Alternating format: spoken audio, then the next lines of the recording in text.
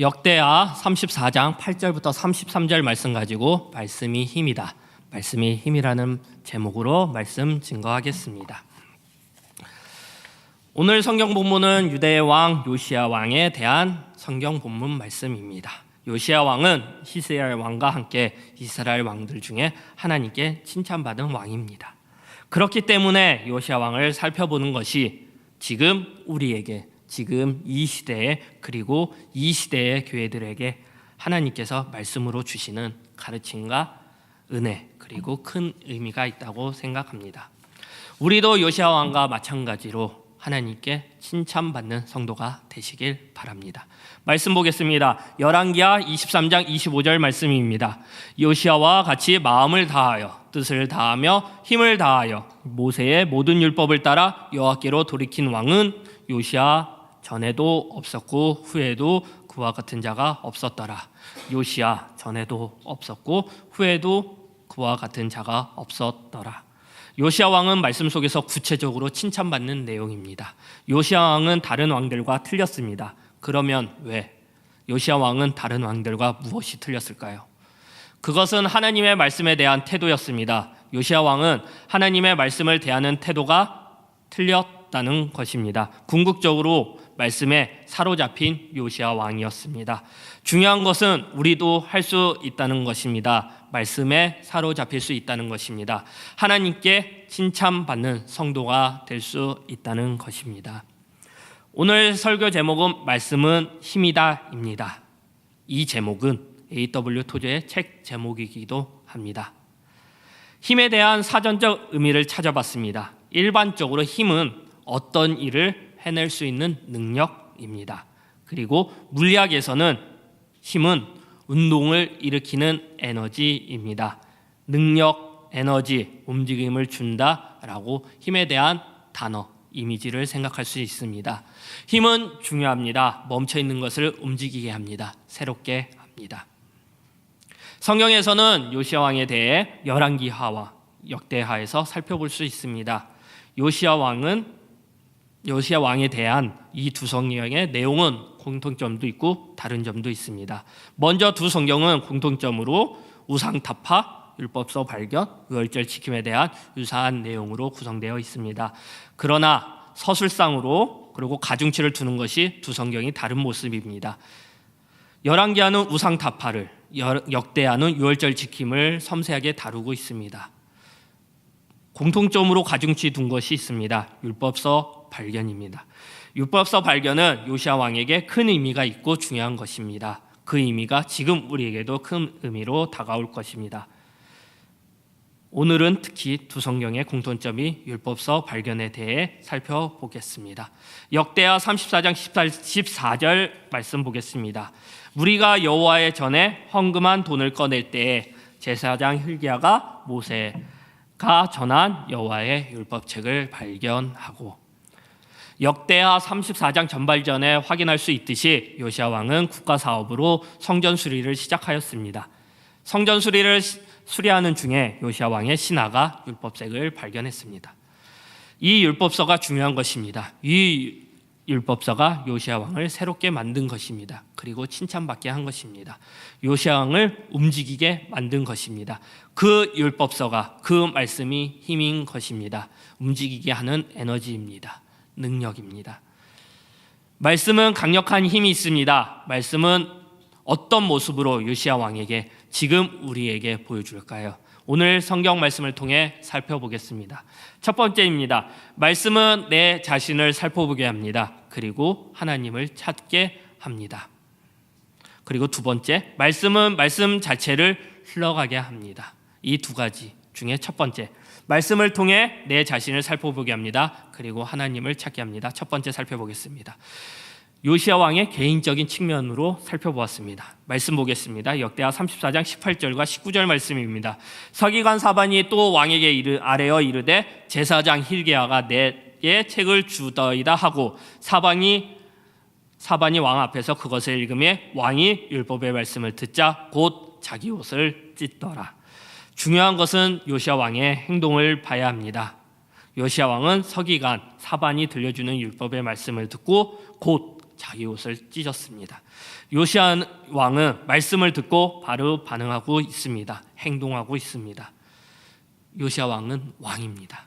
하지만 그는 왕의 신분과 관계없이 모든 것이 제로인 상태가 되었습니다. 오로지 말씀 앞에 서게 된 것입니다. 그리고 자기 옷을 찢었다는 것입니다.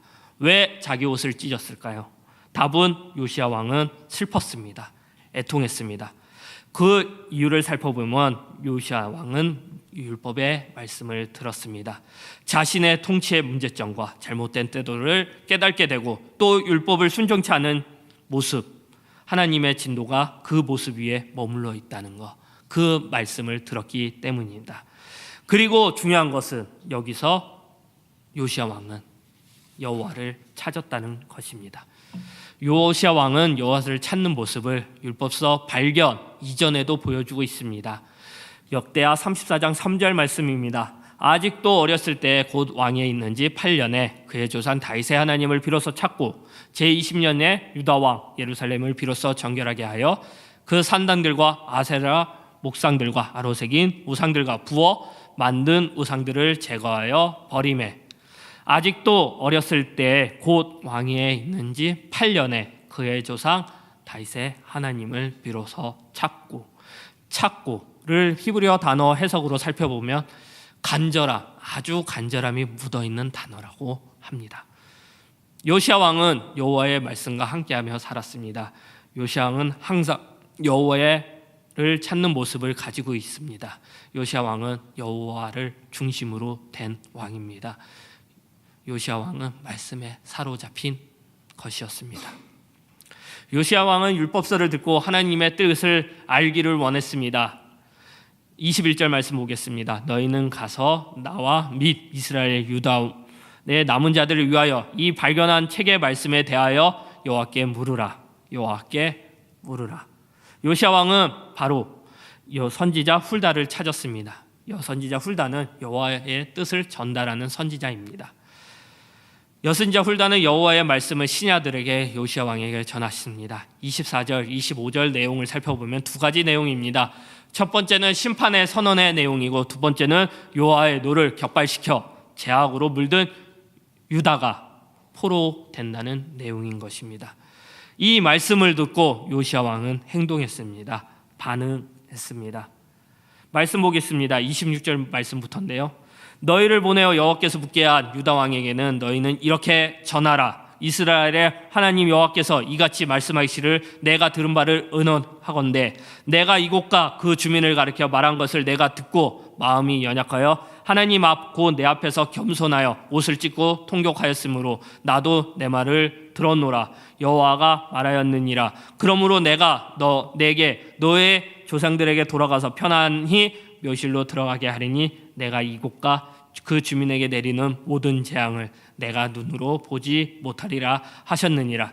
이에 사신들이 왕에게 복명하니라.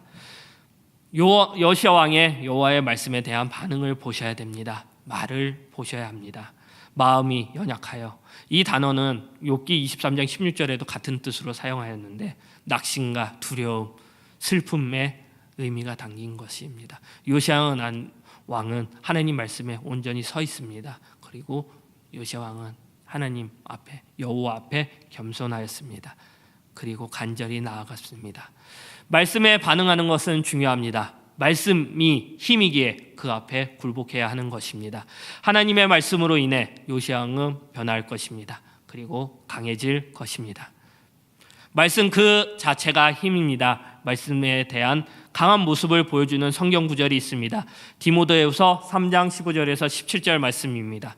또 어려서부터 성경을 알았느니 성경은 능히 너로 하여금 그리스도 예수 안에 있는 믿음으로 말미암아 구원에 이르는 지혜가 있게 하느니라. 모든 성경은 하나님의 감동으로 된 것으로 교훈과 책망과 바르게 한가 의로 교육하기 유익하니 이는 하나님의 사람을 온전케 하여 모든 선한 일을 행할 능력을 갖추게 하려 함이라.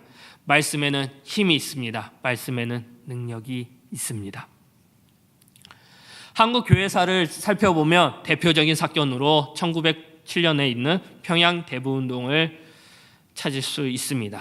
평양 지역을 중심으로 일어난 엄청난 부흥운동이었습니다. 그 모습은 회개 운동이었습니다. 그 모습은 성령 운동이었습니다. 평양 대붕 운동을 보면 은혜의 시작점이 있었습니다. 그것은 그 회개 운동 가운데, 성령 운동 가운데 말씀 사경회가 있었다는 것입니다. 그 시대 사람들은 하나님의 말씀을, 성경을 사랑했다고 합니다. 기록에 남아 있습니다. 그러면 말씀 사경회는 무엇일까요? 말씀을 듣는 것이었습니다. 말씀을 연구하는 것이었습니다. 말씀 앞에 우리가 서고 있는 것이옵니다. 각자 자신이 말씀 앞에 서게 된 것입니다. 말씀 앞에 회개했습니다. 말씀 앞에 내 자신을 살펴보았습니다. 그 회개 운동으로 인해 많은 사람들이 하나님을 찾았습니다. 말씀으로 인해 하나님을 찾은 것이었습니다. 말씀은 회개의 역사를 만들어줍니다. 분케한다는 것입니다. 말씀 앞에 우리는 진실되게 서야 합니다. 말씀은 강합니다. 말씀이 우리를 그렇게 만들 것입니다. 말씀 보겠습니다. 히브리서 4장 12절 말씀입니다. 하나님의 말씀은 살아있고 활력이 있어 좌우의 날선 어떤 것보다 예리하여 혼과 영과 및 관절과 골수를 찔러 쪼개기까지 하며 또 마음과 생각과 뜻을 판단하리니 하나님의 말씀은 살아있습니다. 지금도 일하고 있습니다. 성도 여러분, 말씀 앞에 서시기 바랍니다. 말씀을 통해 우리 자신을 살펴봐야 합니다. 내가 말씀을 보는 행동을 버려야 합니다. 우리의 이성이 아무리 높아도 말씀보다 낮습니다. 말씀이 우리의 이성, 지성보다 높습니다. 회개는 어렵습니다. 다른 사람의 죄는 잘 보입니다. 내 죄는 안 보이기 때문입니다. 말씀 앞에 내 자신을 바라보시기 바랍니다. 어느 누구도 어떤 것도 우리를 회개케 할 수 없는 것입니다. 말씀밖에 없습니다. 말씀이 기준이 되어야 합니다. 말씀은 문화작품이 아닙니다. 단지 감동을 주는 것이 아닙니다. 말씀을 평가하고 마음대로 재단하는 것도 아닙니다. 말씀에는 능력이 있습니다. 힘이 있습니다. 구약과 신약 사이에 400년이라는 시간이 있었습니다. 중간기 시간이라고 불리웁니다. 하나님께서 침묵하셨습니다. 말씀이 없었습니다. 암흑의 시기였습니다. 절망의 시기였습니다. 이 시기가 지금 우리의 모습, 우리의 교회들의 모습 아닐까 생각합니다. 말씀은 우리를 하나님을 찾게 합니다. 지금 예배의 자리로 인도할 것입니다. 말씀이 있는 자리로 인도할 것입니다. 가장 좋은 방법은 성경을 읽으십시오. 하나님과 깊은 시간을 보내게 될 것입니다. 말씀 중심의 삶은 절대 무너지지 않습니다. 책을 사러 갔는데요. 책 제목이 지성만이 무기다라는 책이 있었습니다. 그 지성만이 무기다. 결론적으로 그 책이 말하고자 하는 것은 읽기가 답이다라는 것입니다. 타인의 시선과 가치관 앞에 휘둘리는 사람들에게 읽기가 답이라는 것입니다. 무슨 책을 읽어야 될까요는 자세히 설명하지 않습니다. 그 책이 당당히 말할 수 있습니다. 성경입니다. 성경이 힘이기에, 말씀이 힘이기에 답이 되는 것입니다. 말씀 보겠습니다. 시편 119편 50절 말씀입니다. 이 말씀은 나의 고난 중에 위로라. 주의 말씀이 나를 살리셨기 때문입니다. 말씀만이 살기입니다. 성경을 읽으시기 바랍니다. 두 번째입니다. 말씀은 말씀 자체를 흘러가게 합니다. 요시야 왕뿐만 아니라 전체적인 모습의 측면으로 살펴보겠습니다. 다음 주 10월 31일은 종고개혁 500주년이 되는 날입니다. 그래서 그런지 기독교 방송과 신문, 각종 학회나 세미나, 심지어 학교에서도 종교개혁 500주년이라는 말을 많이 듣고 있습니다. 그리고 합정 롯데시네마에서도 누터라는 제목으로 영화를 상영하고 있습니다. 그러면 종교개혁의 가장 중심적인 사상은 무엇일까요? 많은 것이 있습니다. 5가지의 솔라라고 있는데요. 다 설명하기보다는 가장 대표적인 거 솔라 스크립투라라고 할 수 있습니다. 오늘 부제와 같이 해석하면 오직 성경으로입니다. 성경이 중요하다는 것입니다. 성경을 통해 종교개혁이 되었다는 것입니다. 보통 종교개혁자 누터는 아시기에 종교 개혁과 관련하여 카톨릭에 대한 95개조 반박문, 면죄부에 대한 반대가 큰 특징이라고 말을 합니다. 하지만 자세히 살펴보면 루터는 가장 큰 업적을 성경을 번역하고 보급한 것이었습니다. 우리나라의 주시경 선생님처럼 말입니다. 중요한 것은 소수의 숨겨진 성경을 모두에게 전해진 것입니다. 모두가 성경을 읽을 수 있게 한 것입니다. 독점적으로 개인에게 말씀을 보는 것이 아니라 말씀은 모든 사람이 봐야 하게 만든 것입니다. 말씀이 흘러가게 해야 합니다. 말씀이 흐르고 있다는 것입니다. 요시야 왕도 모든 사람에게 말씀을 들려주고 있습니다. 역대하 34장 29절 30절 말씀입니다. 왕이 사람을 보내어 유다와 예루살렘의 모든 장로들을 불러 모으고 여호와 전에 올라가며 유다 모든 사람과 예루살렘 주민들과 제사장들과 네 사람들과 모든 백성이 노소를 막론하고 다 함께 한지라. 왕이 여호와의 전 안에서 발견한 연야책의 모든 말씀을 읽어 우리의 귀에 들려주고, 왕이 여호와의 전 안에서 발견한 언약책의 모든 말씀을 읽어 우리에게 들려주고 말씀을 들려주고 있습니다.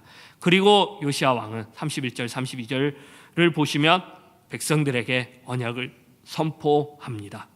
요시야 왕은 여호와의 말씀을 모든 백성들에게 선포합니다. 언약을 세웠습니다. 언약의 말씀에 모두가 순종하겠다는 것입니다. 요시야 왕의 개인의 말씀이 아닌 말씀을 흘러가게 하고 있습니다. 모든 백성에게 말씀을 들려주고 있습니다. 멈추지 않는 말씀입니다. 모든 사람에게 말씀과 함께하게 만든 것입니다. 말씀으로 살게 한 것입니다. 여호와께서는 여호와의 언약의 말씀에 대해 좋아하셨을 것입니다. 그것은 여호와께 순종을 다짐하는 것이었습니다. 충성하는 것이었습니다. 말씀은 하나님께 충성하게 합니다. 순종은 내 힘을 빼고 하나님의 말씀대로 사는 것입니다. 그것은 전적으로 하나님께 맡기는 수동태의 삶을 사는 것입니다. 말씀에 내 모든 것을 맡기는 것입니다. 어느 곳이든 어떤 것이든 말씀이 흘러가면 하나님께서 움직일 것입니다. 말씀 보겠습니다. 33절입니다. 이와 같이 요시야가 이스라엘 자손에게 속한 모든 땅에서 가증한 것들을 다 제거하여 버리고 이스라엘의 모든 사람으로 그들의 하나님은 여호와를 섬기게 하였으므로 요시야가 사는 날에 백성이 그들의 조상들의 하나님 여호와께 복종하고 떠나지 아니하였더라. 성경에서는 정확하게 보여주고 있습니다. 33절 말씀처럼 하나님께서 말씀대로 사는 자에게 축복하실 것입니다. 최초의 개신교 순교자가 있습니다. 토마스 선교사입니다. 순교자 토마스 선교사의 성경으로 인해 말씀으로 인해 하나님 앞에 많은 자들이 일어날 수 있는 계기를 제공한 선교사입니다. 그 성경으로 인해 말씀에 순종하는 자들, 많은 신자들이 생겨났습니다. 말씀을 흐르게 되면 큰 역사가 일어납니다. 부흥이 일어날 것입니다. 그 역사가, 그 부흥이 지금 우리나라가 보여주는 큰 역사의 증거입니다. 말씀의 힘인 증거입니다. 지금 우리는 어떻게 해야 될까요? 우리도 역시 말씀에 순종해야 됩니다. 말씀을 우리를 순종하는 종으로 만들 것입니다. 그것은 그리스도의 복음을 전하는 것입니다. 예수님께서는 성경에 곳곳에 말하고 있습니다. 토마스 선교사처럼 우리는 복음 들고 나가야 합니다. 말씀을 뿌려야 합니다. 말씀을 전해야 합니다. 말씀을 흐르게 해야 됩니다. 말씀은 삶 속에서 계속해서 어느 곳이든 어떤 것이든 전부에 흐르게 해야 할 것입니다. 네팔에, 인도에, 말레이시아에, 대만에, 우리나라 고성에, 제주도에 가야 합니다. 그리고 바로 옆에 있는 믿지 않는 자들에게, 가족과 친구들에게 복음을 전해야 하는 것입니다. 말씀을 전해야 합니다. 말씀을 흐르게 해야 합니다. 말씀이 힘이기 때문입니다. 스펄전 목사님의 이야기입니다. 찰스 스펄전 목사님은 성경의 진리를 변증하는 강연을 10회에 걸쳐 해달라는 요청을 많이 받았습니다. 근데 스펄전 목사님의 답변입니다. 강연을 사양하겠습니다. 성경은 변증이 필요 없는 책입니다. 성경을 풀어 놓으십시오. 그러면 성경이 마치 사자처럼 뛰어다니며 자신을 변증할 것입니다. 말씀이 움직인다는 것입니다. 말씀에 대해 따지지 말고 변증하지 말라는 것입니다. 말씀에는 큰 능력이 있고 큰 권세가 있습니다. 말씀을 마무리하고자 합니다. 말씀은 힘입니다. 말씀에 능력이 있고 나 자신을 바라보게 합니다. 말씀은 말씀 자체를 흐르게 합니다. 우리는 말씀대로 살며 듣도록 노력해야 합니다. 말씀을 읽도록 노력해야 합니다. 말씀 앞에 우리는 서야 합니다. 말씀을 전하며 말씀에 순종하는 홍대 세교회 성도님들이 되시기를 기도합니다. 찬송가 200장입니다.